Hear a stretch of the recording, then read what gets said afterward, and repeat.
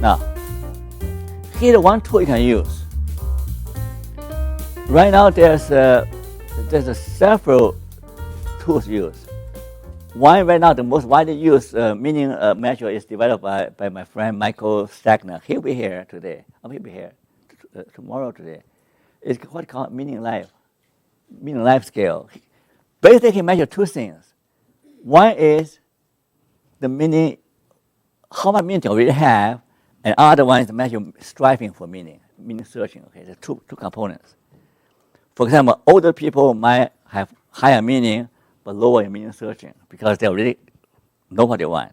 Younger people may be high in meaning striving for meaning. So you can talk to him about that.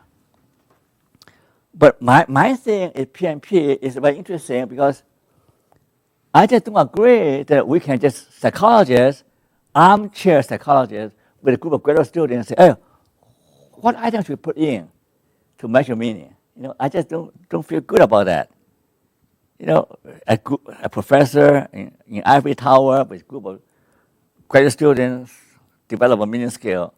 So what I do is I use the implicit theory approach. We went to hundreds of people in all walks of life, ask them, now if you have all the money you need, okay, don't think about money, because money is very important. Oh, money, how do you be happy? Money is the source of happiness, money is the source of everything. I want money. Most people spend 80% of their life chasing after the mighty dollar, okay? Let's settle that first, okay? Assuming that money is not an issue, what will make for an ideal life? What will make for a good life? What will make for a meaningful life? Okay? The ideal life, the good life, the meaningful life. I asked hundreds of people. Okay? The hundreds of responses.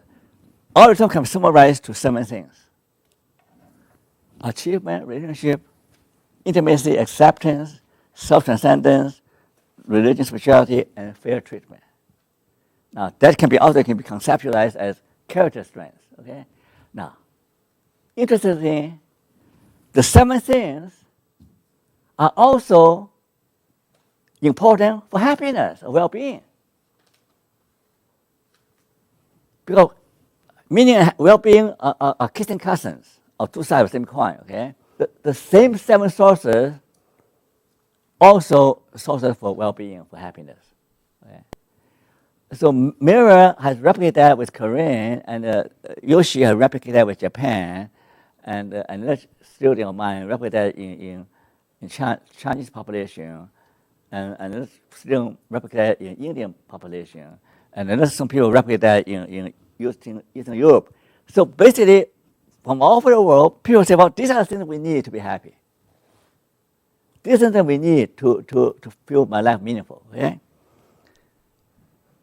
Now, achievement, sure. Achievement is important because what have you done with your life? When I do life review with seniors, I ask a woman, I said, what have you done in your life? What have you achieved in your life you feel proud of? Most of the women in those days, that was, I did a study 20 years ago, okay? Most of the women say, well, I'm just a housewife. I haven't done very much. Well, I haven't achieved anything. They don't think very much of themselves. I said, well, how many children have you have? I said, 5 or 6, whatever. And how are your children doing? Oh, they're all doing well. They're all, healthy and good citizens. Well, I said, that's a remarkable achievement, right? To raise 6, 7 kids. Lots of sacrifice, lots of work. Your mother put a lot of work to bring you up, right? Yeah. He agree, right? It's not easy, right? My mother has 7 children, 10 boys, 1 daughter, 8 children. You imagine she's like a birthing machine, Well, when you go out, the duck full of duckling, lying out with a whole bunch of children. I can't go anywhere. You should go shopping, the children start fighting. Oh, boys, the boys fight. Right? If when I come home, is complain about who beat up whom, okay? The achievement, bring up 7 children. So everybody had to do something useful with your life. This is objective, right? You must spend all your life popping happiness drugs. You're happy. You're useless. You're happy pig. Right? Your life is useless. Doesn't contribute anything. It's achievement. Achievement reflects many things. Except agency, right? Agency. You know what I mean? Self-determination. You make something out of your life. Regardless of the circumstances. You make something out of your life. Like I've gone through a lot, okay? Like when I graduated from high school, I had to do all kinds of jobs to support my family. So I learned a motto. I say, do the best I can with whatever little I have. Does that matter how little I have? I may not have research fund, but I can still do research. I may not have brilliant students, I still can do good. It doesn't matter what I have. Do the best I can with whatever little I have. You can do the same thing, right? So I feel meaningful. Maybe I'm not the most successful, famous psychologist. Doesn't matter. I'm happy with what I've done, with the little I have. I didn't go to university until I'm 29. Right? So here you are. So don't feel bad about yourself. As long as you make something of your life. Yeah. The number 2 relationship, they talked about earlier. Okay? But intimacy is very different. Okay? Now, you can have 300 friends, 400 friends, but you do not have an intimate friend. Something's missing in your life. Okay? Oh, what's wrong with me? I'm so clumsy. I spill everything. I spill my juice. So everybody needs something intimate, sharing at intimate level. 2 or 3, or even 1, they make a big difference. Acceptance, that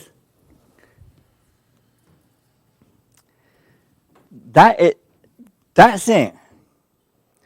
People did demonic well-being, say, accepting important. And people did acceptance, commitment, therapy, accepting important. And people did mindful meditation, accepting important. But way back in 1998, I say acceptance is important for happiness. Acceptance is important for meaning. Nobody pay attention. But yes. What do you mean by it?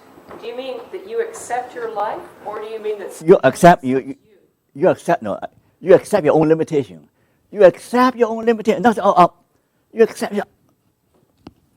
accept my weaknesses. I have strength, but I have lots of weaknesses. Ask my wife, he'll give you a long list. I'm impatient. Sometimes rude. Sometimes I embarrass her.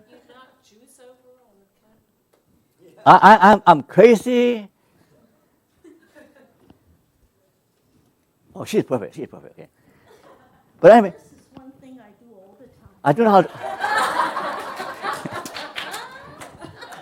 My mother never taught me how to dress up properly because my shoes sticking out. I have a long list of weaknesses, But people are so nice, They love me the way I am, right? So accepting is so powerful. Most people are miserable because they can't live with themselves and they can't escape from themselves. They go to California, go to anywhere, they still can't escape themselves. They will follow, their shadow will follow them wherever they go. Until I welcome my shadow, say, you're my friend. So self-acceptance is a very powerful thing. That also means accept your mortality. Accept not only weaknesses, but life is finite. You can't become wise until you accept your death.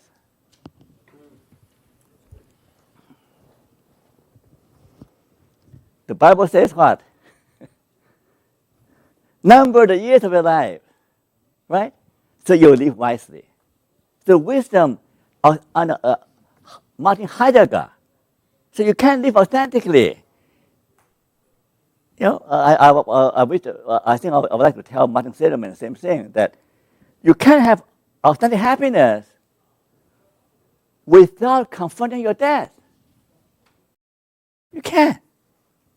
You can do all the right things, but you still have the shadow of death over you. I try to avoid death. You just pretend it doesn't exist. That will corrode your sense of happiness and well-being. And the only way you can really live authentically is by confronting the dark side of yourself, the dark side of humanity, and the life is fragile and finite. That's the only thing, I should not be proud, I should be humble, because look, I'm passing through. So that gives a sense of wisdom, gives perspective. Then you don't say, oh, I'm not the greatest. Why should I want to be the greatest? Right? Look at all the monuments in Rome, the big monuments, the great conquerors. Where are they now? Right? So that acceptance is very, very powerful.